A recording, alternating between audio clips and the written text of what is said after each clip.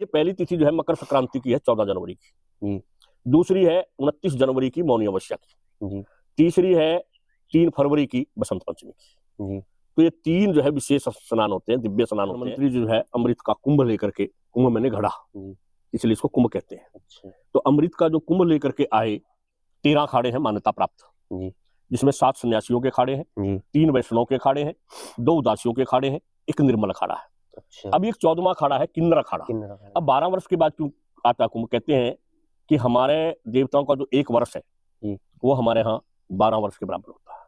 जय गंगा मैया की। तो दोस्तों, आप सभी जानते हैं कि 2025 में जो विशाल मेला है, सनातन धर्म से जो संबंधित है, हिंदू धर्म को जो मानने वाले हैं श्रद्धालु भक्त, उन सभी के एकत्र होने की यहाँ तकरीबन 50 करोड़ जो श्रद्धालु हैं वो एकत्र होंगे, जो कि महाकुंभ है इस बार प्रयागराज में है। अब मेरे साथ महाराज जी हैं, महाराज जी से मैं जानूंगा कि जो तिथियां हैं शाही स्नान की वो क्या है, महाकुंभ का क्या इतिहास है, महाकुंभ का महत्व क्या है। जय श्री राधे महाराज। जय श्री राधे भैया, जय श्री राधे। महाराज जी, इस बार आप हम सभी जानते हैं कि 2025 में 13 तारीख से महाकुंभ शुरू हो रहा है जी। तो इसमें महाराज जी मैं ये जानूंगा कि महाकुंभ की महिमा ऐसा क्या है और तिथियां क्या है महाराज जी महाकुंभ की। देखो, पहले तो कहते हैं ना, हमारे यहाँ कोई भी कार्य प्रारंभ करते हैं तो सबसे पहले उस परम पिता परमात्मा का नाम लेते हैं। कहते हैं ना, प्रभु पहलम तेरा नाम, पीछे शुरू करेंगे काम। हरे राम हरे राम हरे राम हरे राम। देखो, कुंभ का जो प्रारंभ होता है, इसकी जो कथा है वो समुद्र मंथन से जुड़ी हुई है। जिस वक्त हमारे यहाँ समुद्र का मंथन हुआ तो समुद्र मंथन में जो है 14 रत्न निकले, जिनमें सबसे पहले कालकूट नाम का विष निकला, जिसको भगवान शंकर ने पी लिया और कंठ में धारण कर लिया, और उनका कंठ नीला पड़ गया और तब से उनका नाम एक नीलकंठ पड़ गया। अब अंत में जो है वह धनवंतरी जो है अमृत का कुंभ लेकर के, कुंभ मैंने घड़ा, इसलिए इसको कुंभ कहते हैं। अच्छा। तो अमृत का जो कुंभ लेकर के आए, तो उस अमृत को प्राप्त करने के लिए देव दैत्यों में आपस में युद्ध छिड़ गया। अच्छा। दैत्य चाहते थे कि हम इसको पी लें, देव चाहते थे हम पी लें। तो इस पर जब युद्ध हुआ तो इंद्र का पुत्र था जयंत जी। तो जयंत जो है उस घड़े को लेकर के भाग गए। अच्छा। और जब उस घड़े को लेकर के भाग गए तो घड़ा जो है उन्होंने 4 जगह पर रखा। अच्छा, रखा था। हाँ, प्रयागराज में, उज्जैन में, नासिक में और हरिद्वार में। जहां पर वो रखा गया कुंभ, वहां पर अमृत की कुछ बूंदे छलक गई, इसलिए इन 4 जगह पर कुंभ लगता है। अब 12 वर्ष के बाद क्यों आता कुंभ? कहते हैं कि हमारे देवताओं का जो 1 वर्ष है वो हमारे यहाँ 12 वर्ष के बराबर होता है। अच्छा अच्छा, देवताओं का जो 1 वर्ष है वो हमारे 12 वर्ष के बराबर होता है। इसलिए यहाँ पृथ्वी पर देवताओं का जो कुंभ आता है वो 1 वर्ष के बाद आता है जी। लेकिन हमारा जो मानवों का जो कुंभ है, भूमंडल का जो कुंभ है, वो 1 जगह पर 12 वर्ष के बाद आता है। और 4 जगह इसीलिए लगता है, वो अमृत का कुंभ 4 जगह रखा गया और उससे कुछ बूंदें इन 4 जगह गिरी थी, इसलिए इस कुंभ का महत्व है। अब देखिए, हमारे यहाँ शाही स्नान नाम दिया गया। शाही स्नान, शाही शब्द वैसे उर्दू का शब्द है, वैसे इसको मैं दिव्य स्नान कहूँ या विशेष स्नान को। महाराज जी, हम दिव्य स्नान और विशेष स्नान नहीं कहेंगे। हाँ। क्योंकि हम दूसरे की परंपरा नहीं, अपनी परंपरा अपनाएंगे। तो अब इसका ये विशेष स्नान है, दिव्य स्नान है जी, दिव्य स्नान। तो ये स्नान जो है इनमें साधु करते हैं जी। अब आप ये कहेंगे इसको विशेष या दिव्य क्यों कहते हैं? तो महाराज जी, ऐसे इसमें साधु संत ही करेंगे इसमें? हाँ, इसमें जो है जो 3 स्नान हमारे यहाँ होते हैं, जिसको दिव्य स्नान कहते हैं या विशेष स्नान कहते हैं, या पहले शब्द एक शाही स्नान चला आ रहा है, इसमें केवल जो है साधु लोग ही स्नान करते हैं। अच्छा।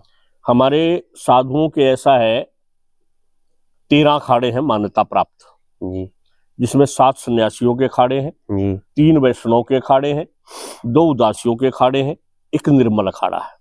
अच्छा। अब एक 14वां अखाड़ा है किन्नर अखाड़ा। किन्नर अखाड़ा जी। अब वो स्वतंत्र तो नहीं है, श्री 15 नाम जूना अखाड़ा के अंतर्गत आता है, लेकिन 14वां अखाड़ा भी है, इसलिए अब वो भी 14वां जो है किन्नर अखाड़ा है। जी जी तो ये 14 के 14 अखाड़े स्नान करते हैं इसमें। इसके बाद जो और हमारे संप्रदाय हैं, जैसे दादू पंथी हैं, कबीर पंथी हैं, इन सबको मिलाकर के एक संस्था है भारत साधु समाज।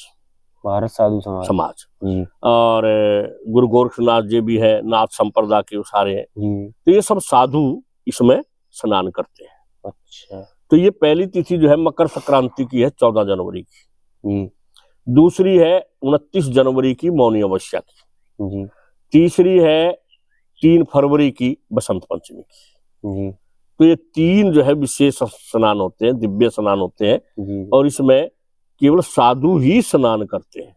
अच्छा, केवल साधु साधु ही स्नान करते हैं।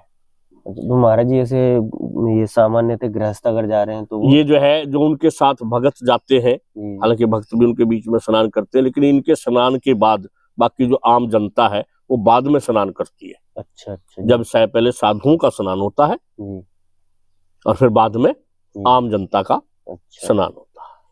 बिल्कुल बिल्कुल। तो इस बार महाराज जी 8 किलोमीटर से बढ़ाकर 12-13 किलोमीटर कर दिए गए हैं घाट। तैयारियां अच्छी की हैं इस बार? नहीं, उसके लिए ऐसा है, देखिए मैं योगी जी को, मोदी जी को धन्यवाद दूंगा। जी। हालांकि आप जानते हैं मेरा कोई किसी पार्टी विशेष से कोई संबंध नहीं है, भाई हमारे तो सेवक है, हमारे सेवक तो कांग्रेस के भी हैं, बहुजन समाज पार्टी के भी हैं। और दूसरी बात ये है, किसी भी पार्टी में कोई भी अच्छा व्यक्ति होता है हम उसकी प्रशंसा करें, तारीफ करनी चाहिए। और किसी भी पार्टी में अगर कोई भी भ्रष्टाचारी है हम उसको गलत ही कहेंगे, हम तो। बिल्कुल सही बात। तो लेकिन मैं यहाँ योगी जी को और मोदी जी को धन्यवाद देना चाहता हूँ, जो हमारी संस्कृति को बढ़ा रहे हैं। क्योंकि एक तो क्या है, हमारी संस्कृति को बढ़ा रहे, दूसरी बात अब पिछला अर्ध कुंभ हुआ था 2019 में, मैं उसमें भी था। योगी जी ने ऐसी व्यवस्थाएं की थी वो प्रशंसा के योग्य थी। भाई वो स्वयं एक साधु थे, तो साधु को तो वो साधुओं को क्या चाहिए, साधुओं का कैसा व्यवहार होता है वो सब जानते हैं, वो खुद साधु हैं भाई। तो इसलिए वो जो है साधुओं के लिए विशेष व्यवस्थाएं यहाँ पर करते हैं, और अब की बार तो उन्होंने बहुत ही विशेष व्यवस्था की है। और जो घाट बढ़ाने की बात ऐसी है, भाई जनता जब ज्यादा जाएगी, भाई भीड़ को कम करने के लिए, भीड़ को भाई वो करने के लिए तो व्यवस्था तो करनी पड़ेगी। बिल्कुल महाराज, क्योंकि वो एक साधु होने के साथ साथ अब प्रदेश के मुख्यमंत्री भी हैं। 35 तो पीपा वाले पुल है महाराज। तो फिर देखिए कितनी बड़ी व्यवस्था उन्होंने की है, और बहुत उन्होंने सोच समझ के की होगी, अच्छी तरीके से की होगी। मतलब ये है कि मैं योगी जी का, मोदी जी का समर्थन करता हूँ पूरी तरह, क्योंकि इन्होंने जब से ये आए हैं ना, इन्होंने हिंदू समाज को जागृत किया है, सनातन धर्म को। बिल्कुल सही है। और हमारे हिंदू समाज की जो परंपराएं हैं, जो हमारी संस्कृति है, ये उस संस्कृति को बढ़ावा दे रहे हैं। अब देखिए लोग क्या समझते हैं, मैं इस पे जाना नहीं चाहता, ये मेरा विषय भी नहीं है, लेकिन मेरा विषय ये है कि जब से केंद्र में मोदी जी और प्रदेश में योगी जी आए हैं, इन्होंने भैया हिंदू समाज के उत्थान के लिए कार्य किए हैं, इसलिए प्रशंसा के योग्य है। बिल्कुल सही बात। बिल्कुल। तो दोस्तों जैसा कि देख रहे हैं कि महाराज जी ने बताया कि शाही तिथियां क्या हैं, शाही नहीं कहेंगे हम, महाराज जी ने बताया कि दिव्य, तो दिव्य आज से मैं भी दिव्य कहूंगा, क्योंकि हमारी जो सभ्यता है, हमारी सनातन धर्म की संस्कृति है, वो हमारा जो धर्म है हिंदू धर्म तो मैं दिव्य स्नान कहूंगा। जो दिव्य स्नान है जिसमें सिर्फ साधु संत पहले स्नान करते हैं, उसके बाद में उनके भक्तगण करते हैं, तो वो बताई 3 महाराज जी ने, और इस पे चर्चा महाराज जी से हम करेंगे। ऐसे ही मैं आपको सामने महाकुंभ की जो तैयारियां हैं, महाकुंभ के बारे में, जो महाकुंभ की महिमा है, महाकुंभ की कथा है, और जो स्नान है, उसके बारे में आपको जानकारी ऐसी देता रहूंगा। मेरे साथ बने रहे। जय श्री राधे, श्री गोवर्धन महाराज की जय। गंगा भैया, जय गंगे।